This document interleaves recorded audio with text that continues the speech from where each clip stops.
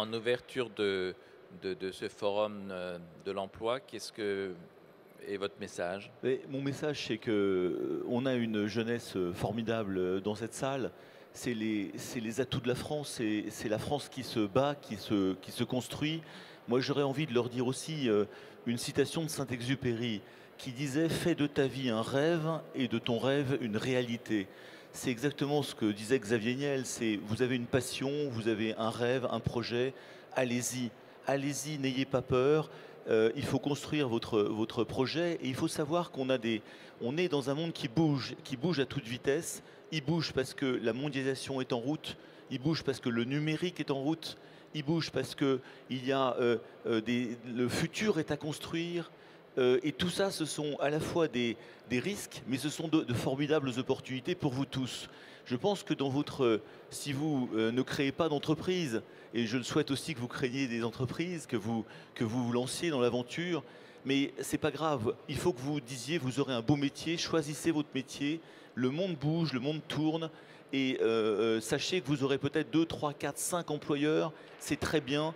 Il faudra vous former, il faudra que vous soyez curieux, il faudra idéalement, que vous puissiez aller à l'extérieur, apprendre des langues étrangères, au moins l'anglais. Je pense que c'est important pour votre futur, car le monde est globalisé maintenant. Et encore une fois, on a deux formidables atouts en France, je dirais, à relever.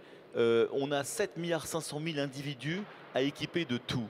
C'est-à-dire que le monde aujourd'hui de 2014, eh bien, nous avons toute l'humanité à équiper de tout. Donc sachez que, eh bien, cette humanité aura besoin de gens comme vous, d'exportateurs, de vendeurs, d'ingénieurs, de techniciens, de gens qui vont aller dans le monde entier.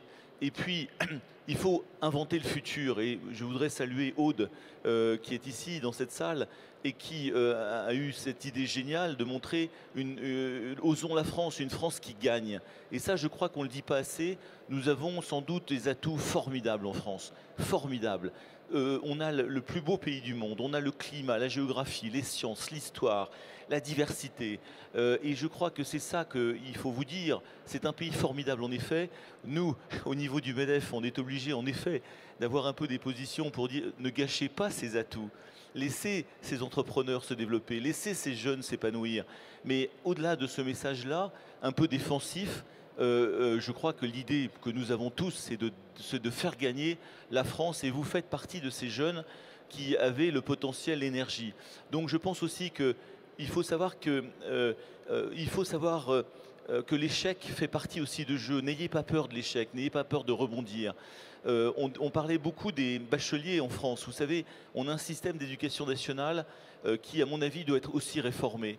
Quand on dit qu'il faut avoir 80% de jeunes bacheliers, il faut savoir que les Allemands sont à 30%, les Autrichiens aussi, les Suisses sont à 20% de bacheliers. Pourquoi? Parce qu'ils ont développé des filières d'alternance et d'apprentissage dès 14 ans, dès 15 ans. C'est pas grave, je dirais, de ne pas avoir son bac dans ces pays-là. Et moi, je vous engage vraiment à aller voir les entreprises, à voir si vous n'êtes pas très fort à l'école. Il faut bien sûr essayer de persister, de vous battre, mais je dirais, penser à tous ces métiers alternatifs dont on a besoin dans l'industrie, dans la restauration. Nous avons lancé au MEDEF une campagne qui s'appelle Beau Travail.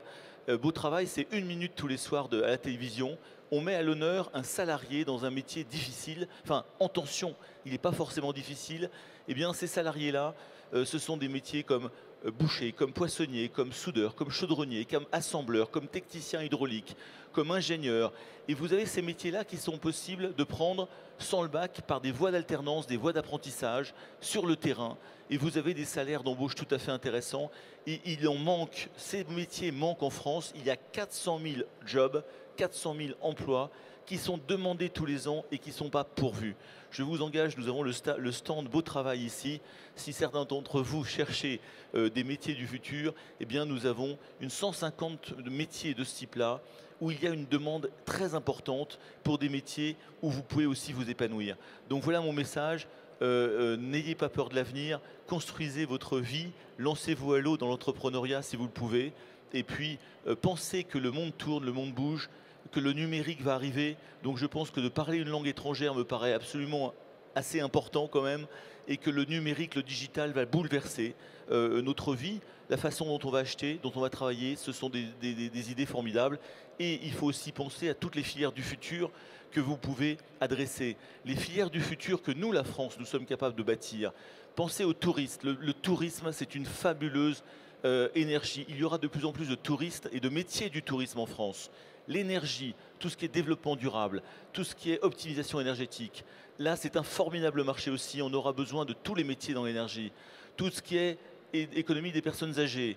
La population française vieillit, la population mondiale vieillit. On aura besoin d'assistance, d'assistants, d'équipements, de robots. Tout ça est à développer. Tous ces services sont à développer.